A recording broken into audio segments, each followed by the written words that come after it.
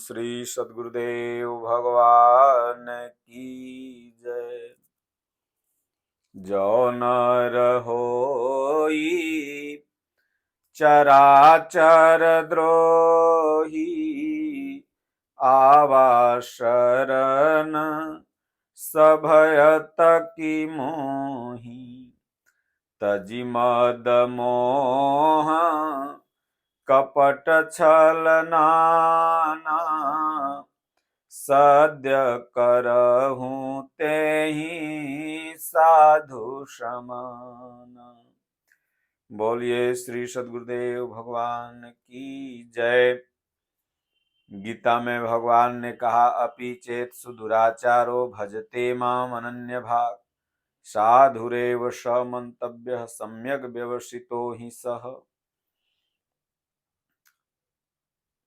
अर्जुन, दुराचारी नहीं दुराचारी का सरदार क्यों न हो, अगर वह सर्वतो भावेन परमात्मा की शरण में आ जाता है तो उसका वह कल्याण करते हैं। न जाने ऐसे कितने दृष्टांत हैं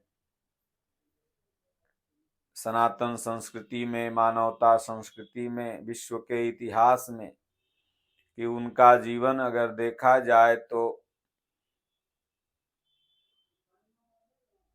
अमर्यादित था, लेकिन वे भक्त भी अगर जाके भगवान की भक्ति कालांतर में करने लगे तो उनका उद्धार हो गया।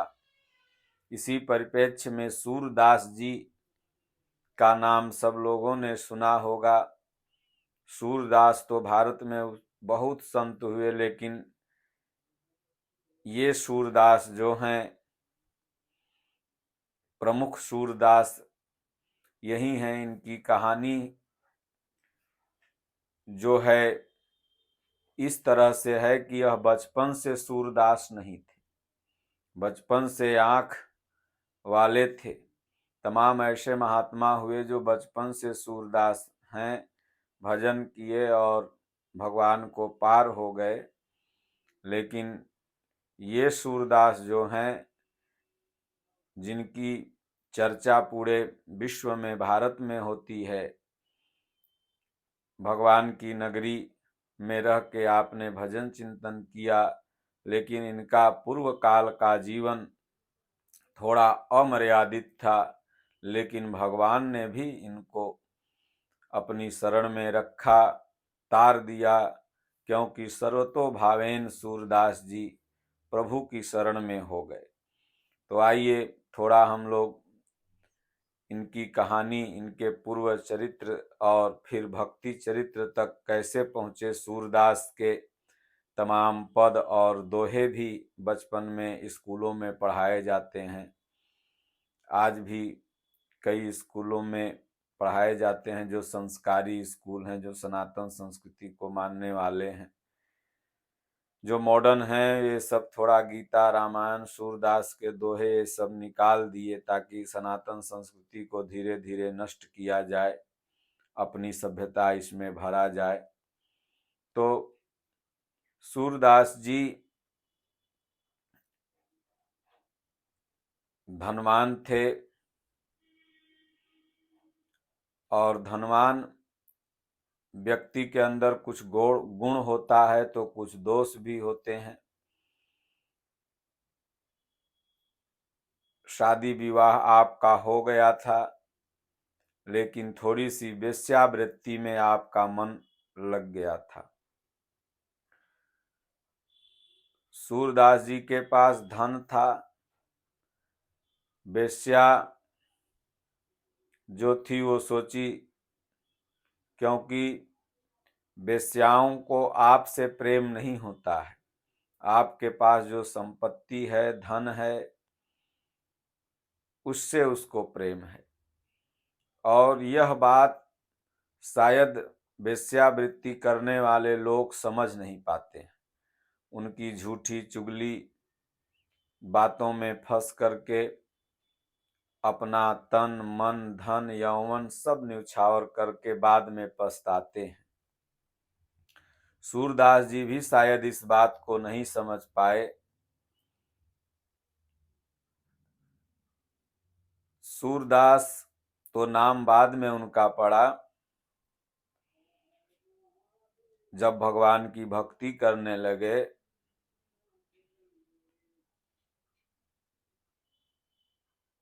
जब इनके पास धन धीरे धीरे समापन होने लगा तो वेश्या दूरी बनाने लगी आपसे। एक दिन गए, दरवाजा खटखटाए, उसका दरवाजा नहीं खोली। बहुत दरवाजा खटखटाए तो खोली। बोले क्यों नहीं खोल रही हो? मैं तुमसे प्यार करता हूं, तुम्हारे लिए अपनी पत्नी का भी मैंने परित्याग किया, उसको सम्मान नहीं करता हूं। तब वो बड़ी तेजी से हंसी। बोले हम कहाँ आपसे प्यार करती, हम आज से आपसे नहीं मिलूंगी। आपके पास जो धन है लेके आइए, और नहीं तो नहीं मिलूंगी। तो सूरदास जी गए, पत्नी का जो गहना वगैरह था उसको लिए और उसके पास आए। फिर उस दिन हंस हंस करके बात की। फिर दूसरे दिन जब आए तो दरवाजा खोली ही नहीं। बोली अब आपके पास धन नहीं है, मैं आपके धन से प्रेम करती थी, आपसे कभी प्रेम नहीं की। सूरदास जी को गुस्सा आ गया। वहीं चक्कू रखा हुआ था। बोले तुमने मेरा परिवार उजाड़ा, बस बनी बनाई व्यवस्था उजाड़ दी, धन उजाड़ दिया। तुम्हारे चक्कर में हमने सब कुछ अपना बर्बाद कर दिया, पत्नी से रिश्ता खत्म कर लिया। पत्नी हमें बार बार समझाती थी, फिर भी मैं नहीं समझता था। तुम हमारे धन से प्रेम करती थी और मैं तुमसे प्रेम करता था। चक्कू उठाए और 2-3 चक्कू मार दिए पेट में। गुस्सा के मारा मर गई। मर गई तो पुलिस वाले आए। राजा के उस समय राजतंत्र प्रणाली थी। यह बिल्कुल सच्ची घटना है। सूरदास जी को फांसी की सजा राजा साहब ने सुना दिया, क्योंकि पहले छोटे मोटे अपराध भी अगर रहते थे तो राजा कठोर दंड देता था। मृत्यु का अगर अपराध है तो फांसी निश्चित है। आज तो तमाम अपराध की सजा न्यायिक प्रक्रिया के द्वारा मिलती है, लेकिन सजा मिलने में इतने समय लग जाता है। या तो सजा प्राप्त करने वाला मर जाता है, या तो फिर जो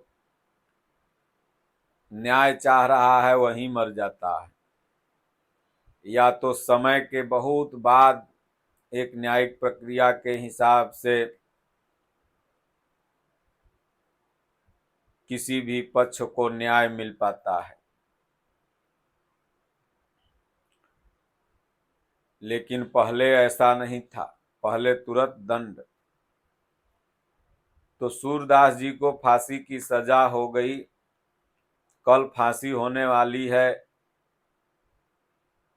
पत्नी को पता चला कि भाई मेरे पति को फांसी हो जाएगी। तो पत्नी सुबह में जिस दिन फांसी होनी है उसी दिन राज दरबार में पहुंची। राजा से कही, राजा साहब सोचिए, वह पत्नी जिसका उन्होंने तिरस्कार किया, पत्नी तो कितनी भी है लेकिन पत्नी है। वह इंसान को, व्यक्ति को, पति को पतित होने से बचाती है।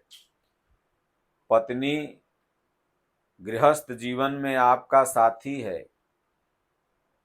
वो जितना आपका हित चाहेगी उतना आपका हित कोई नहीं चाहेगा, बाहरी सामाजिक व्यक्ति।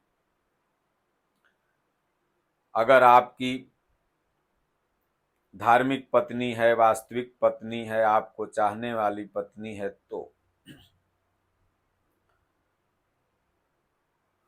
राजा साहेब मेरे पति का इसमें कोई दोष नहीं है, पति तो निर्दोष हैं, आपके राज्य में दोषियों को सजा मिलती है, पति का तो कोई दोष ही नहीं है। इन्होंने उस वेश्या को नहीं मारा, वो वेश्या मेरे गहना को ले लिया, धन को ले लिया, पति को ले लिया। मैंने देखा कि मेरा सब तो नाश हो ही गया, तो मैंने उस वेश्या को चक्कू मारा है। मेरे पति का कोई दोष नहीं, नहीं तो आप उसके घर में देखिए, मेरा गहना भी बरामद हो जाएगा। सिपाही लोग गए तो सच में उसका गहना था जो जो बताई। तो राजा कहे भाई तब तो सूरदास को अब दंड नहीं दिया जाना चाहिए, इसके पत्नी ने हत्या किया है, पत्नी को दंड मिलना चाहिए। सूरदास के गले से फांसी हट गई, उनके पत्नी को फांसी हो गई। पत्नी, सनातन धर्म में कहा जाता है कि अगर अहिवात का मतलब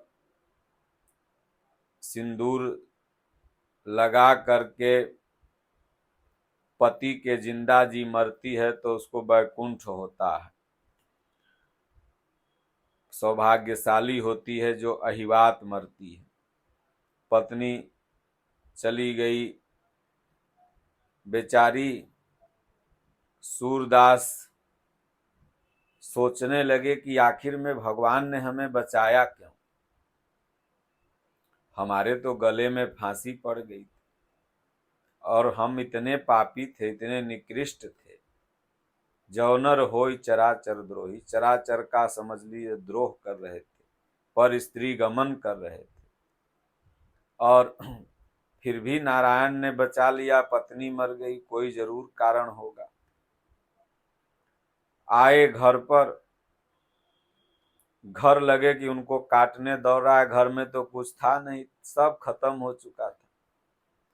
सज्जनों, अगर आप इस गलत लाइन में चले गए तो आपके पास न धन बचेगा, न संस्कार बचेगा, न इज्जत बचेगी। इसलिए सदा इस लाइन से दूर रहिए। गृहस्थ आश्रम के लिए सबसे खराब कर्म यही है, पर नारी गमन। तो सूरदास कहें अब घर द्वार में रहना है नहीं, अब जो शेष आयु भगवान ने हमारी बचाई है वो खूब भजन करूंगा। अब जा रहा हूं वृंदावन, भगवान कृष्ण की नगरी। गोकुल घूमूंगा, वृंदावन घूमूंगा, बरसाना घूमूंगा, मंदिर मंदिर जाऊंगा और वहीं भजन करूंगा। सूरदास जी चल दिए, जो पहने हुए थे अपना पहन के चल दिए। एक दिन, दो दिन बीता, चलते ही गए।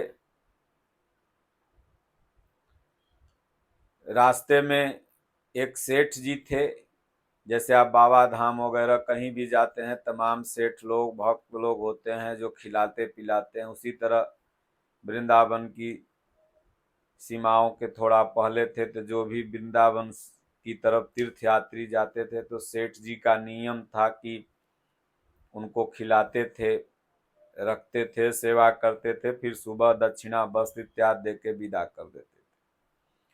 सूरदास भी जा रहे थे। सेठ जी ने देखा उस दिन केवल वहीं सूरदास दिखाई पड़े, जो आंख से नीमन थे। ये तो मैं उनका नाम अंतिम समय का ले रहा हूं, जब सूरदास नाम पड़ा, वो देख रहे थे। गए, बोले महात्मा आज तो कोई महात्मा नहीं मिला, आप मिले, चलें भोजन वोजन करके सुबह फिर वृंदावन की तरफ प्रस्थान कर जाएंगे। इनको भी भूख लगी थी, चले गए।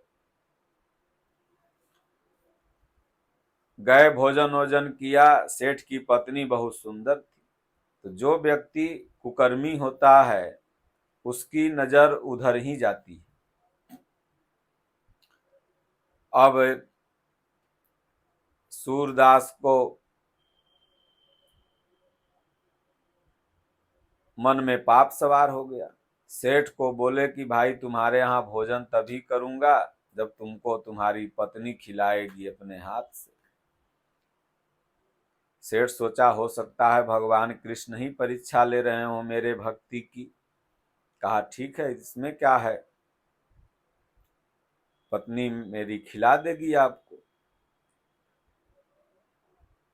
जैसे ही पत्नी भोजन खिलाने के लिए सूरदास को बना के लाई तो बीच में वहीं फांसी का फंदा सन्न सन्न दिखाई देने लगा और उनको अपनी पत्नी का रूप और फांसी का फंदा। सूरदास ने कहा माता जी खाना तो मैं बाद में खा लूंगा, पहले 2 सुई आप हमको ले आइए। बोली 2 सुई तो नहीं है, 1 सुई है महात्मन, ले लीजिए। बोले 1 ही लाइए। 1 सुई सेठानी ने ला के दिया और उसी सुई से अपनी आंख को उन्होंने वहीं पर फोड़ लिया। अब वो रोने लगी, पति भी उसका आ गया। बोले क्या हुआ क्या हुआ? बोले देखिए ना महात्मा जी अपना आंख सुई से मांग के दोनों फोड़ लिए। सूरदास ने कहा इस साली आंख का इतना दोष है, फांसी पे चढ़वा दिया, पत्नी मर गई इसके चलते, वेश्यावृत्ति मैंने किया, क्या कुकर्म ये आंख ने नहीं करवाया। जो कि आंख का कोई दोष नहीं था, दोष तो मन का है। लेकिन सूरदास को लगा कि ये सब आंख देख रही है, मन को बता रही है, इसलिए आंख को मैं फोड़ देता हूं। न देखेगी न मन को बताएगी, दुनिया को मैं देखूंगा ही नहीं, आज से भक्ति करूंगा।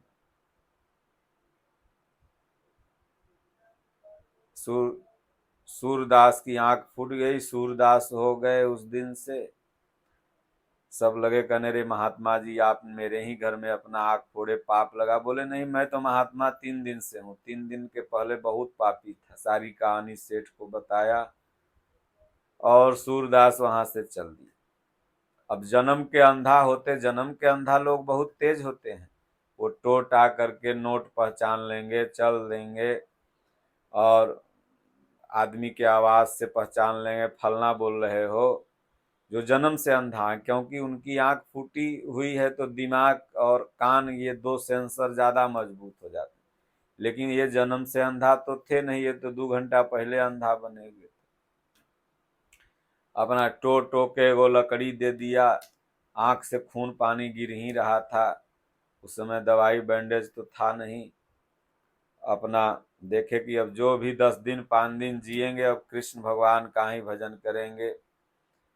ओम ओम श्री कृष्ण गोविंद हरे मुरारे, हे नाथ नारायण वासुदेवा। लव लगा लिए। भगवान तो आपके लगन को देखते, आपने क्या पाप किया क्या पुण्य किया भगवान भुला जाते हैं। जब आपकी लगन लगती है तो सारे पाप को नारायण धो देते हैं, क्योंकि नारायण गंगा है। अब उनकी लगन लग गई भगवान में, अपना जपते हुए आगे जाने लगे। एक आध गांव आगे गए होंगे 2-4-10 दिन में, धीरे धीरे तो चल ही रहे थे, टो टो करके पूछ पूछ के लोगों से। अब रात हो गई थी, एक कुआं था रास्ते में, कुएं में गए गिर सूरदास जी। फट देना एगो बर के पेड़ था, उसी में उसे पकड़ा गया। नीचे पानी ज्यादा नहीं था, फिर भी पानी था डूबने भर उनके। अब वह पीपर के पेड़ पकड़ के बर के कुआं में तो जमा ही रहता है। आजकल तो कुएं कम हो गए हैं, तब गांव में देखने को कुआं मिलता है। वह लटक करके अपना देखे कि अब तो कोई बचाएगा है ये नहीं। अब जो भी हमारे पास घंटा 2 घंटा 10 घंटा, जब तक ये भूखल प्यासल शरीर बचेगा लटके रहेंगे और कन्हैया को बुलाते रहेंगे। कन्हैया कन्हैया पुकारा करेंगे। भगवान का नाम लूंगा। अब भगवान जो समझे, भगवान के नाम जपने लगे। 1-2 दिन तक नाम पकड़े पकड़े हाथ दर्द करने लगा। नीचे मरने के डर से छोड़ें तो मर जाएं, पानी था डूब जाते, बाहर निकलने का कोई साधन नहीं, आंख था अंधा, रास्ता निर्जन, कोई देखे ही नहीं। तीसरे दिन सुबह में बच्चे की आवाज आई, आप कौन हैं, कैसे कुआं में गिर गए, लीजिए मेरा हाथ पकड़िए। बच्चे की आवाज। उस समय तो वो बेचारे मर रहे थे। धड़ाका हाथ पकड़ा, डूबता क्या नहीं करता है। हाथ पकड़े, भगवान खींच के बाहर कर दिए। जब बाहर किए तो ब्रेन उनका काम दिमाग करने लगा। बोले बच्चे की आवाज थी, हाथ भी मैंने पकड़ा तो बड़ा कोमल, मैं हूं 50-60 किलो का। बच्चा अगर कोमल हाथ था, 7-8-10 बरस के उम्र का हाथ था, क्योंकि जवान आदमी का हाथ आप पकड़िए तो टाइट रहता है, बच्चों का हाथ पकड़िए तो खूब मुलायम गुलगुल होता है। ये बच्चा तो हो नहीं सकता, और बच्चा इतना 10 बरस का पावरफुल भी नहीं होगा कि 50 किलो आदमी बाहर कर दे। यही दिमाग ऐसे लगाने लगे और भगवान का हाथ पकड़े हुए। भगवान समझ गए कि अभी हमको पहचान लिया, मैं ही हूं। भगवान लगे ऐसे ऐसे हाथ छुड़ाने, और ऐसे हाथ छुड़ा के भाग गए। तब सूरदास ने पहली पंक्ति का निर्माण वहीं पे किया कि बाह छुड़ाए जात हो, हाथ छुड़ाए जात हो, निबल जानी के मोही, हृदय से जब जाओगे, प्रभु सबल बखानू तो। बोले भगवान आँख का अंधा हूं, निर्बल हूं। उस दिन से भगवान के पहले चमत्कार को उन्होंने देखा और हृदय से भक्ति जागृत हो गई। क्योंकि जब तक प्रभु की महिमा समझ में नहीं आती, तब तक यह जीव भक्ति करता ही नहीं। उन्हें आभास हो गया कि नहीं, इस सृष्टि में भगवान है, परमात्मा है, ईश्वर है, वह थर्ड पावर है, वह शक्ति है जिससे कल्याण का सृजन होता है, जीवों का उद्धार होता है। बोले भगवान मैं निर्बल हूं, अंधा हूं, हाथ छोड़ा के आप भाग रहे हो, लेकिन अब दिल से मेरे आप कभी नहीं भागोगे। भगवान का भजन लगे डूब के करने, एकदम अहरनिश, न खाने की चिंता न पीने की चिंता। दिव्य दृष्टि उन्हें मिली, तीसरा पावर जागृत हो गया। बाहरी आंख से तो दुनिया को नहीं देखते थे, लेकिन आंतरिक आंख से देखें। जिस मंदिर में जाएं, महीना 2 महीना भगवान का भजन करते रहें। ऐसे ही ऐसे पहुंच गए भगवान के श्रीधाम मंदिर में। कृष्ण भगवान का जो मंदिर है वृंदावन में, वहां पहुंच गए प्रभु के नगरी में, और बढ़िया बढ़िया भजन गावे। सूरदास लोग भजन बहुत अच्छा गाते हैं। तो मंदिर के जो महंत थे, पुजारी थे, बोले सूरदास तुम्हारा गला बहुत बढ़िया है, भजन गाया करो। कृष्ण मुरारी के मंदिर में और कृष्ण भगवान का भजन गावे, और तुमको 2 रोटी यहाँ पर मिलेगी। तो भजन भी गावे बाहर से अपना, फिर अंदर में ध्यान भी करते रहें जब समय मिले। यही अहरनिश सूरदास का काम था। तो अंदर के नयन खुल चुके थे, इसलिए पुजारी लोग जो श्रृंगार करें, महंत लोग भगवान का, राधे कृष्ण मंदिर का, वहीं सूरदास जी गाने लगे। जो जिस दिन जैसा श्रृंगार हो वैसा ही गावे। तो